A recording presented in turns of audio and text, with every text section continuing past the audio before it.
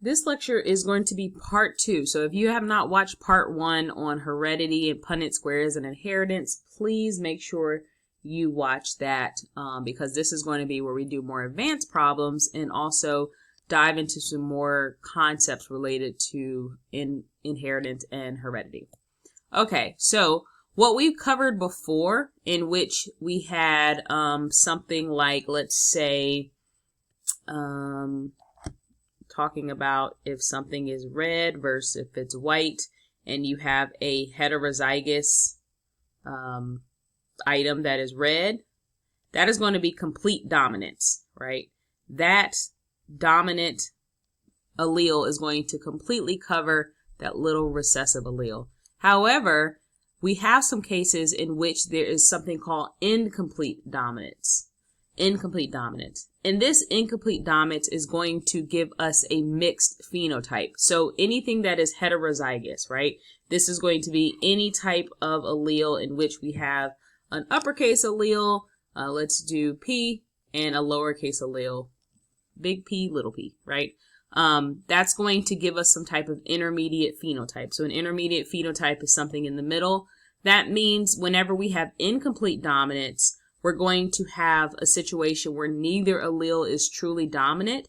It's not a simple dominant versus recessive relationship, but instead we're going to have a intermediate thing in the middle. So this is a great example. This example is actually looking at flowers, or pink four o'clocks, which are flowers, a type of flower. So you can have some flowers that are red, some flowers that are white, but whenever you have a heterozygous flower, it has the ability to be pink. So if you look between red and white together, you get pink.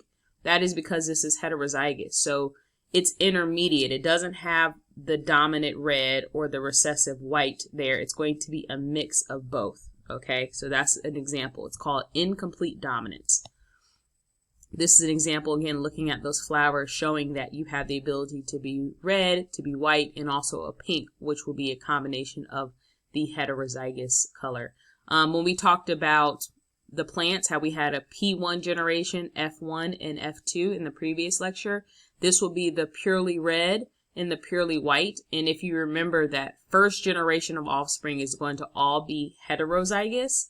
That is where we're going to see that pink color pop up. And then eventually at the F2, you're going to see a range of all the possibilities because you have homozygous dominant, you have heterozygous, and you have homozygous recessive.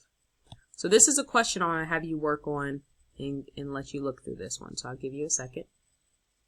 Okay, so if you want to continue working on it, please pause it. I'm going to start the process of evaluating this particular question.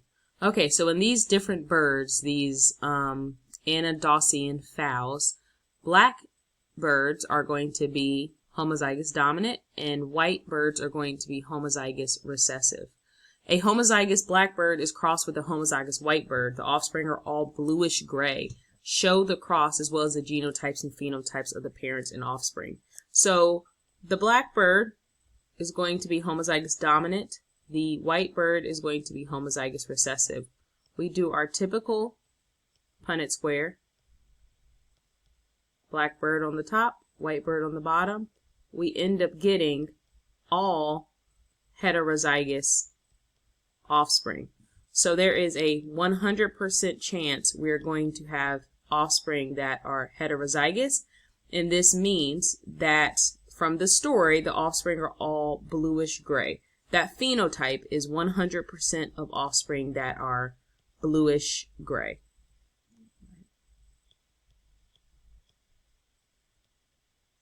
The follow-up question, this is really where it gets a little, not harder, but you have to put your information together, is what results if a black individual is crossed with a bluish gray individual? So you have to understand that because I didn't tell you what the genotype of the bluish gray is, you need to use your context clues and information from this question to understand bluish gray is this heterozygous feature here.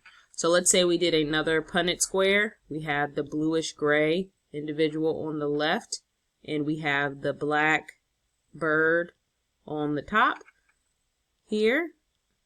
I'm going to get that cross, that cross.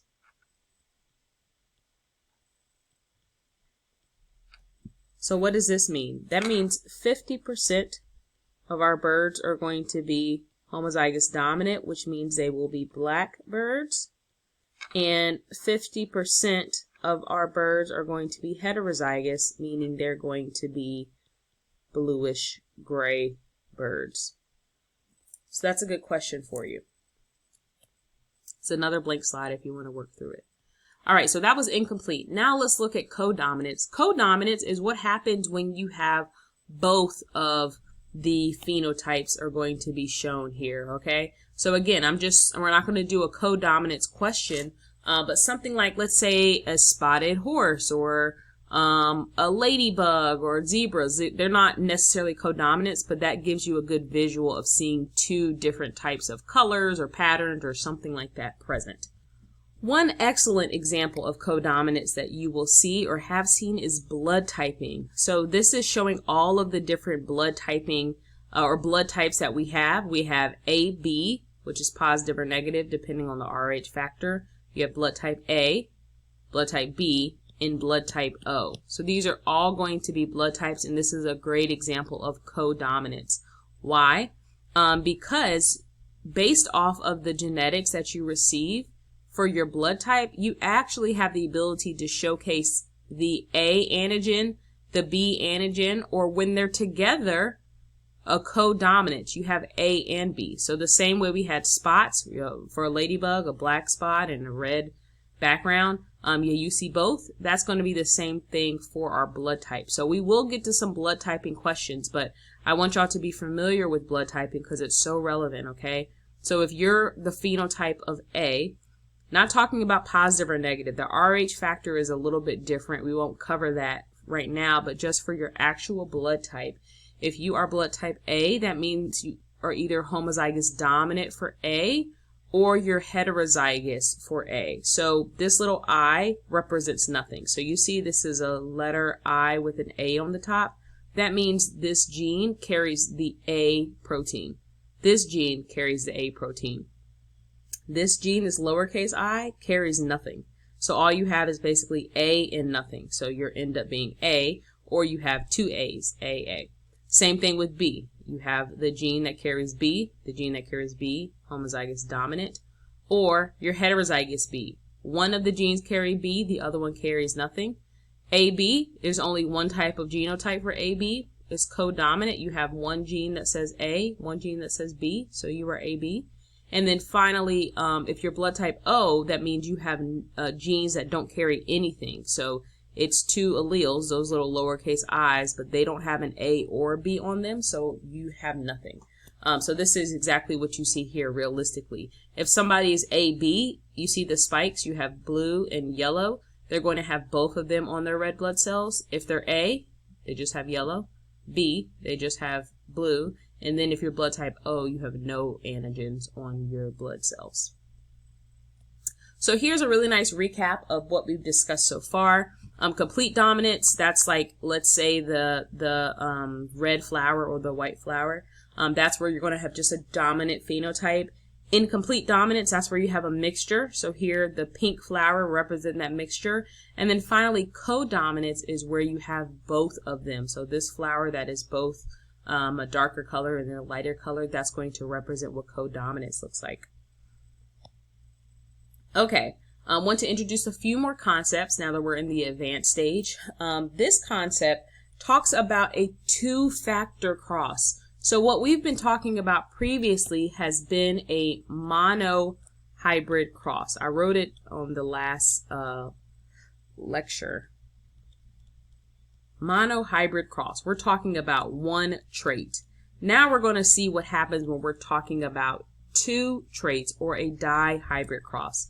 This is how we're talking about inheriting two different genes at one time. This happens because some of the genes that we uncover are linked together, meaning that a lot of times when we pass them from one to the next, they kind of are a tag team. They're like a partner system.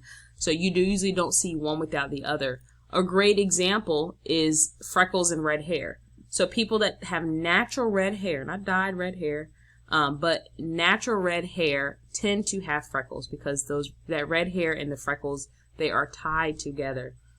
So even though they are tied together, the genes can be independent with how they are passed along. That means that they're together, right? So let's say we have freckles and red hair, but it doesn't mean that every time we make a new organism, they have to be the uppercase letter. They can also be the lowercase letter, right? Same thing here.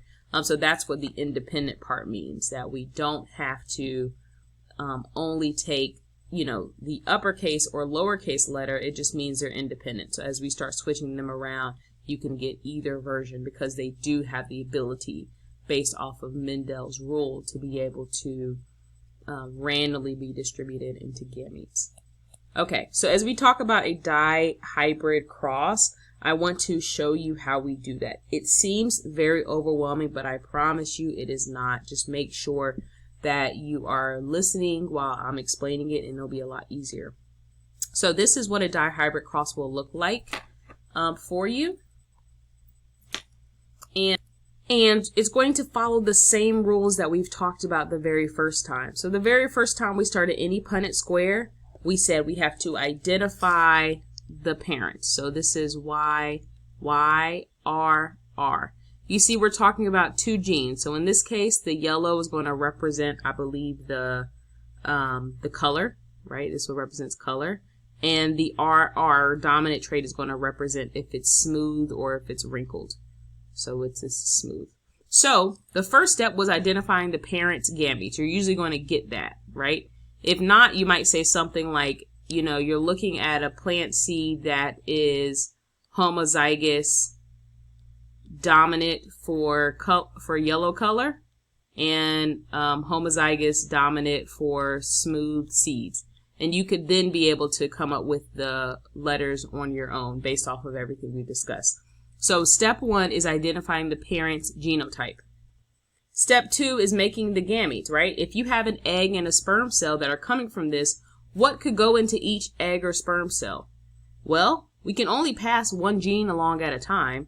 So we can do one Y and one R. So I'm going to give you a little bit of an example that might help you see this a little bit better. Let's say this is the yellow, the green one. The green Y and the green R. Our next cell, what can we get? Well, let's keep that same green Y, but this time, let's look at the blue R. Nice. Let's do another one. So we've done our green Ys. We have one here and we have one here. So we've already separated them into two cells. Now, let's go and identify our purple Y. So that's going to go into two cells. I'm just going to draw it now. Purple Y, purple Y. And then, after I do my purple Y, I'm going to go in and grab my green R. That was right here, the first R we see. Put that with the purple Y. And then I'm going to grab the blue R and put that with this one. So I know it's like a little bit confusing, but I'm hoping that you could at least see with the colors how when we're splitting them up into cells, whether it's egg or sperm cells, all we're doing is taking one of each of the genes. So these are going to be the green Ys. So this one goes here, this one goes here. And then now we have the green Rs, goes here, blue R. Again, we're just trying to say how many possible combination of these alleles can we make. We can make 4 different duos of these alleles. Okay, so now again, the same exact concept.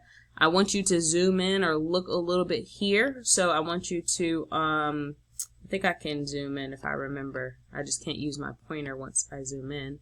But once you zoom in here, look across the top. You see the gametes are, it says gametes from heterozygous R and heterozygous Y. And you're seeing across the top, the first one is uppercase R, uppercase Y. I hope you see where that came from. Then it's uppercase R, lowercase y. Then the third one says lowercase r, uppercase y, and then the one on the final end says, on the end said lowercase r, lowercase y. So again, from this genotype, we came up with all of the little individual sperm or egg cells we can make from it. The same concept is here. And then from there, all you're doing is just pairing them together, putting the R's together, putting the Y's together, putting the R's together here, putting the Y's together here, right? So this line is going to have all of the alleles from this one, and then each of these columns are going to contribute their alleles. So that's how you're doing. I'm not going to ever ask you to draw a full square, but I will ask you to create the gametes from this type of parent. So again, I'm going to give y'all some space to practice. This is definitely an opportunity to practice how you would be able to do that. Okay, so we're going to close probably on like one more concept and then we'll be done. So Medallion inheritance patterns. There are two different types of ways we can inherit genes. One is through autosomal genes. So autosomes, remember, are chromosomes 1 through 22. And then the final way to inherit genes are sex-linked or X-linked genes. These are going to be genes that you only find on your X or your Y of your chromosome. So with autosomal genes, autosomal dominant, you only need one allele to show a trait. So this is what we've been talking about for the most part, right? Let's say you have something like WW. That's going to be autosomal dominant if it's coming from any of these chromosomes from 1 through 22. Autosomal recessive, some diseases are autosomal recessive where you need two alleles to show the trait, and you're going to need these alleles to be recessive alleles. Something like sickle cell, which we'll talk about in just a second, is autosomal recessive. You need both of these little letters to have the sickle cell disorder. And then sex-linked or X-linked disease, we'll talk about that in a second. So let's focus to sickle cell, which is an example of a autosomal recessive disorder. So the question is, what are chances two individuals that are heterozygous for autosomal recessive gene have healthy not carrier children, healthy carrier children, or affected children? So take your time and see if you can answer this question. Okay, I will start it, and if you're still working on it, please pause it. Don't let me just writing stop you from working on these. Okay, so the first thing you need to do is say heterozygous. What does that mean? That means they're going to look like this. I'm using the letter C. Autosomal recessive means for me to have the disease, I need to have two recessive alleles. So I said two heterozygous individuals for sickle cell. I have a C here. C, C, C. So now I'm just doing my regular match like I normally do.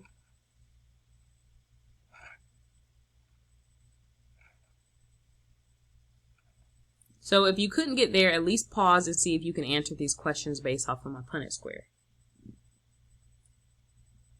Okay, so what percentage of the children are going to be healthy, not carrier children? The only one that is a healthy, non-carrier child is going to be this one. It does not carry the sickle cell gene at all anymore. So the percentage or the chances will be 25% or 1 in 4. So every time this couple has a child, they have a 1 in 4 chance of having a child that is healthy and does not have the sickle cell gene that they carry. What is the odds they'll have a healthier carrier children? That number is going to be different. So these children will not have the disorder because the disorder is autosomal recessive, but they will still carry the trait to pass on, potentially pass on to their children or their offspring. That's 50% or 2 of 4. And then finally, percentage that are affected, that's this last number here at the bottom. So I'm using the same color, but that's my color here at the bottom. That's 25%. So remember, it's random assortment. So every time this couple that we just drew on the screen has a child, they have a 25% chance of having a child with sickle cell, a 50% chance of having children that are healthy but carry the sickle cell gene, and then a 25% chance of having children that are healthy that don't carry it at all. So every single time is random because every time they produce sperm or eggs, it's just a random mix. Okay, so some of these X-linked traits. This is important because some of the genes that we have are only found on some of those X chromosomes we have. So the X chromosome is a lot bigger than the Y chromosome. So let me backtrack a second and show you that X here is a lot bigger than Y. So females are XX while males are XY. So because of that, there are some genes that we have on the X chromosome, but we don't have them on the Y chromosome. That makes them be known as X-linked genes, okay? So some genes we have are only found on X. So let me just draw a little example. Let's say this is X, this is Y. If we're talking about a certain type of gene and it's only found here on X, then look, there's nothing there on the Y. So whatever you get on the X is going to be what you have because you only have one. This puts males at a disadvantage because males, of course, only have one X gene. They are XY, while females are going to be XX. So whatever mom gives the boy on the X gene is what the boy is going to have, right? That's why a lot of disorders that happen in men are a lot more common than in females, right? The example here is color blindness. So color blindness is more prevalent in men than in women. That is because the mom, let's say she has, well, not let's say, she does have two X genes, XX, the dad, XY. Let's say this mother is normal. She does not have the color blindness, but she's a carrier for it, so she carries it in one of her X's. However, the other X overpowers it, so that's why mom is not colorblind. Dad, in this case, he has a normal X chromosome and a Y chromosome. He doesn't carry the X gene. Whenever they make their eggs and sperm, mom is going to give off the regular X, and then the X with the carrier, the regular X, and then the X with the carrier. And then dad will do the same thing. He will give off his X's, and he will give off his Y's and his sperm. Those are the only chances he has.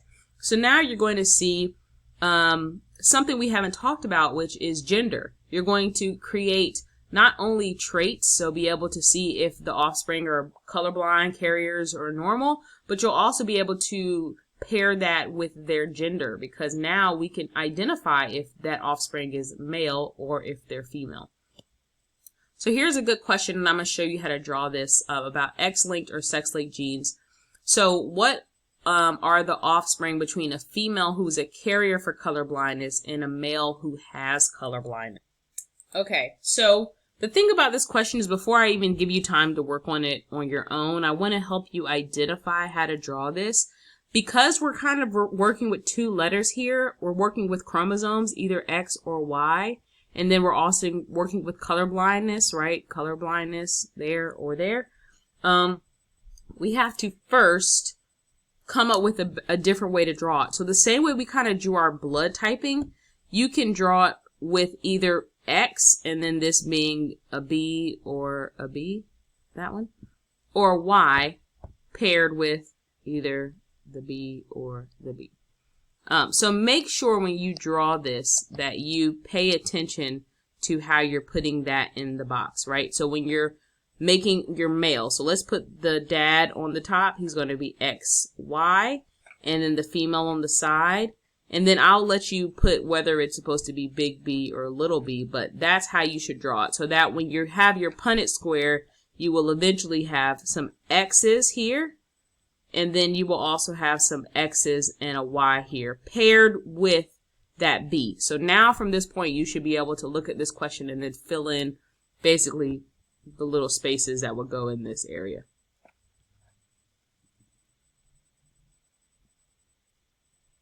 Okay, so if you're working on it, I'm about to start working on it on my end, so just wanted to give you a heads up. All right, so we're talking about a female who is a carrier and a male who actually is colorblind. So for the female, she's a carrier, meaning she's going to be heterozygous. So for our female, make my X a little clearer, we're going to make her big B, little b. I'm going to get rid of my lines, it'll be a little clearer to see. The dad, we said he's a carrier. Remember, it's only on the X, so we don't need to put anything on the Y. Right? Get rid of that. Get rid of that. And I apologize, I drew it the first time I was on robot mode. So we have identified dad as being colorblind. So now we want to give dad the colorblind gene. It's going to be a lowercase b because we already showed mom is a carrier that has that uppercase B. So now we're just putting together everything. Of course, I already pre-drew the X's in there, but if you were drawing this for the first time, you would have to draw the X's. And then this one, we just have an uppercase B, dominant, and then a recessive B. So this is what you have. The question here is asking specifically about males and females. Sometime you might get a question that say like out of all of their children, all offspring, and that's when you can just look at the whole big picture. But I want you to focus that I'm asking you certain questions of males and females. So if I just said out of all their children, how many will be colorblind, you would look at this and say, well, you're going to have this one is going to be colorblind and this one is going to be colorblind. Out of all of their children, they have a 50% chance of having children that are colorblind. Now, if I ask you how many affected males, out of their males, what percentage of their males are going to have colorblindness, right? What percentage of their males? If I ask how many males are affected, the number would be 1 male is affected. But if I said, what is the percentage of your males that are affected? It would actually be 50% of males are affected because you only have 2 males. And if 1 out of your 2 males are affected, that gives you a 50% affected rate for your males because that's only right here. For our females, how many females you have that are going to be colorblind? You have 1 female that is going to be colorblind. That's going to be the female at the bottom. And if I said, what is your percentage of your females that will be colorblind? 50% again will be colorblind because 1 out of the 2 females you have is going to be colorblind. So I just wanted to give y'all an example of how the XLinked version works. And then finally, I just wanted to show you what a pedigree looks like. A pedigree is just a way to draw how traits are passed from one generation to the next. So it incorporates things like gender. If individuals are affected, they will be filled in with black. If they are unaffected, they will be an open circle. And then if they are potentially carrier, it will have half of a circle. So I'm just showing you kind of a family tree, essentially, generation 1, generation 2, generation 3, that shows how genes can be passed along. I won't have you identify this. I just want to show it in case it pops up anywhere. So this concludes the lecture, but again, as you see, this is extremely active. So my suggestion would be to Google any type of Punnett square problems you can get. Look at the documents that I've put up on the Module 4 folder under, I think Module 4 practice or Module 4 exam prep or something like that. Make sure you do as much practice as you possibly can so that you can be prepared for any types of questions you see. All right, so this concludes our lecture. Please watch it. If you have questions, save them for class.